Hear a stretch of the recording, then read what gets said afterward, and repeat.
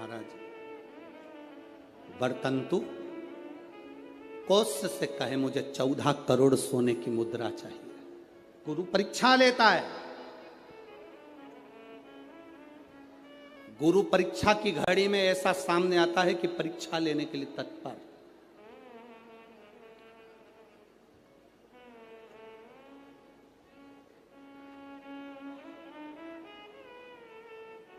ली परीक्षा,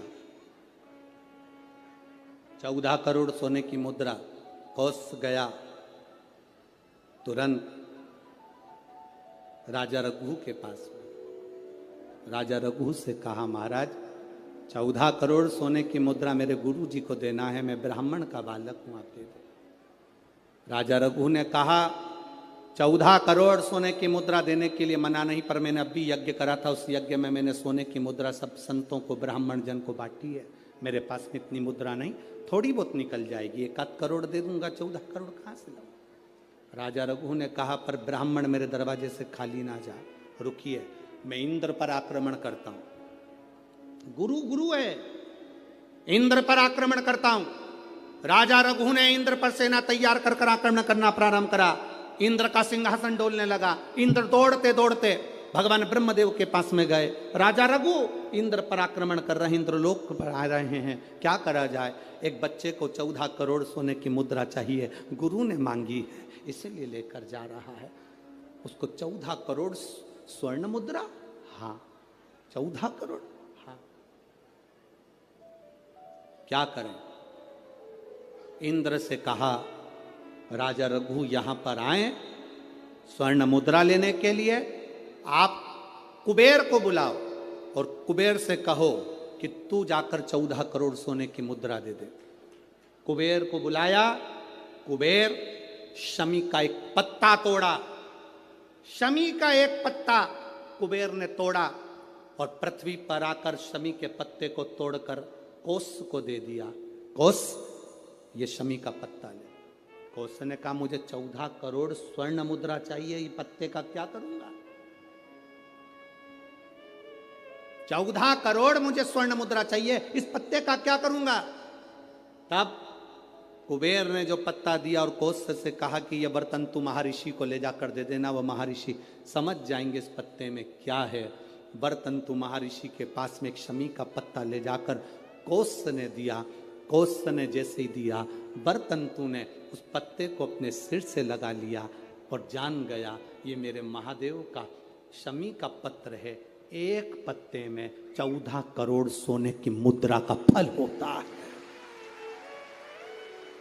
14 करोड़ सोने की मुद्रा का फल एक शमी के पत्ते में होता है। तुरंत बर्तंतु महर्षि ने शंकर की आराधना कर कर शिव जी से हाथ जोड़कर प्रार्थना करी, बाबा प्रकट हो। देवादिदेव महादेव प्रकट होकर कहते हैं बर्तंतु मांगो तुम्हें क्या चाहिए। बर्तंतु कहते हैं बाबा शरदीय नवरात्रि पूर्ण होने पर जो विजयदशमी आए, उस दशमी के दिन जो एक शमी का पत्र भूलवश भी महादेव को समर्पित कर दे, उसकी जिंदगी में कभी संपदा की कमी ना आए। एक शमी का पत्र, एक शमी का पत्ता 14 करोड़ सोने की मुद्रा से प्रबल हो जाता है। एक शमी का पत्र। आज भी कई जगह पर विजयदशमी के दिन, कई स्थानों पर विजयदशमी के दिन शमी के पत्ते का लेन देन होता है। शमी के यहाँ होता है कि नहीं होता हमको स्मरण नहीं है, महाराष्ट्र में तो, पर कई जगह पर होता है। यहाँ पर भी शमी का जो पत्र होता है विजयदशमी के दिन लोग देकर उसको प्रणाम करते हैं, माता पिता को नमन करते हैं। क्यों? आप अपने बच्चे हो, आपसे पूछेंगे, आपकी औलाद आपसे पूछेगी, आपके आने वाली पीढ़ी आपसे पूछेगी, माँ ये कौन सा नाटक बनाकर रखा है तुम लोगों ने। शमी का पत्ता दे, शमी का पत्ता ले, मिलने जाओ तो शमी का पत्ता क्यों लिया दिया जाता है। बच्चे पूछेंगे। आज की पीढ़ी बहुत प्रश्न करती है, उसको उत्तर देना पड़ेगा कि एक पत्ते में 14 करोड़ स्वर्ण मुद्रा का फल होता है। एक शमी के पत्र में आज के बच्चे जो प्रश्न करेंगे उसका उत्तर देने के लिए तुम्हें तैयार रहना पड़ेगा। उस उत्तर को तुम्हें देना पड़ेगा कि ये शमी का पत्र विजयदशमी पर क्यों लेन देन किया जाता है, शमी का पत्र क्यों शिव के मंदिर में जाता है, शमी के पत्र की मूलता क्यों होती है, इसको समझाना। एक शमी पत्र में वो फल है।